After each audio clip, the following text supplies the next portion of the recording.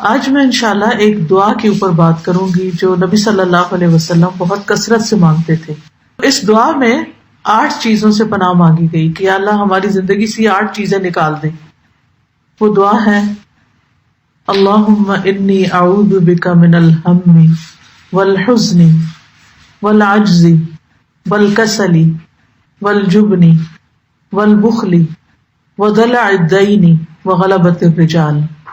اے اللہ میں تیری پناہ مانگتا ہوں ہم اور غم، عاجزی اور سستی، بخل اور بزدلی اور قرضداری کے بوجھ سے اور ظالم لوگوں کے اپنے اوپر غلبے سے. ہماری یہ زندگی بہت چھوٹی ہے آخرت کے مقابلے میں. جب سے اللہ تعالیٰ نے دنیا کو بنایا ہے اس پر ایک طویل زمانہ گزرا ہے. پھر اس کے بعد ہم دنیا میں آئے ہیں اپنی اپنی باری پہ. پھر اس کے بعد پھر موت ہے، موت کے بعد قبر میں جانا ہے، اور قبر کے بعد جب اٹھنا ہے تو حشر کا میدان ہی 50,000 سال کا ہے، اور پھر اس کے بعد جنت اور جہنم جو کبھی ختم ہی نہیں ہوگا. تو ان سارے فیزز میں آپ دیکھیے کہ وہ زندگی جو اس وقت ہمارے پاس ہے وہ کتنی چھوٹی ہے. ہم سے پہلے جو وقت گزرا ہے اللہ تعالیٰ قرآن مجید میں فرماتے ہیں هل أتى على الإنسان حين من الدهر لم يكن شيئا مذكورا. کیا انسان پر زمانے کا ایک طویل وقت ایسا نہیں گزرا کہ وہ کوئی قابل ذکر چیز بھی نہ تھا. آج سے 100 سال پہلے ہم کہاں تھے، ہمارا کیا ذکر تھا، ہمارا کیا نام تھا، ہم کون تھے، ہمیں کوئی جانتا بھی نہیں تھا. اور آج سے 100 سال بعد کیا ہوگا، ہم پھر ویسے ہی ہو جائیں گے جیسے آنے سے پہلے تھے.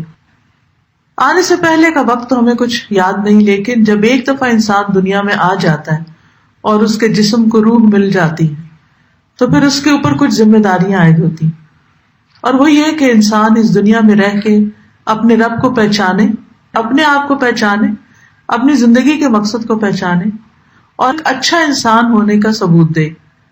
اور اچھا انسان ہونے کے 2 بڑے پہلو ہیں. ایک یہ کہ جس نے ہمیں پیدا کیا ہے وہ ہم سے کیا چاہتا ہے، اس کی مرضی کے مطابق رہیں.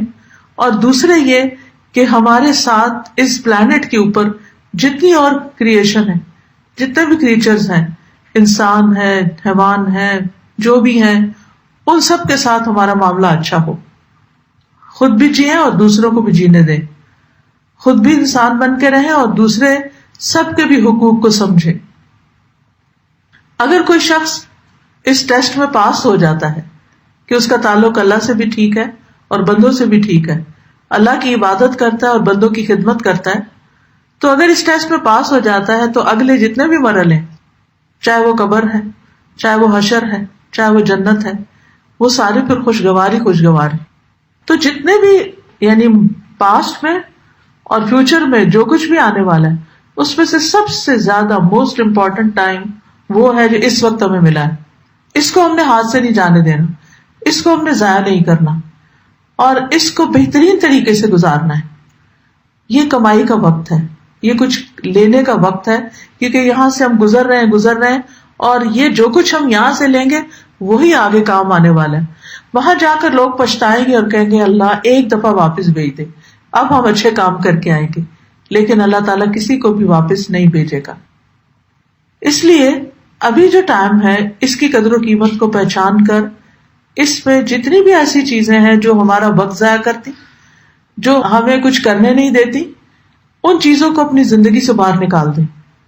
لیکن بعض اوقات یہ ساری چیزیں ہمارے اوپر حاوی ہو جاتی ہیں اور ہم بالکل بیکار ہو جاتے ہیں. ہمارے پاس سب کچھ ہوتا ہے، ٹائم بھی ہوتا ہے، انرجی بھی ہوتی ہے، زندگی کی باقی نعمتیں بھی ہوتی ہیں، مال و دولت بھی ہوتا ہے، سب کچھ ہوتا ہے، لیکن ہم کچھ بھی نہیں کرتے. تو کیوں نہیں کرتے؟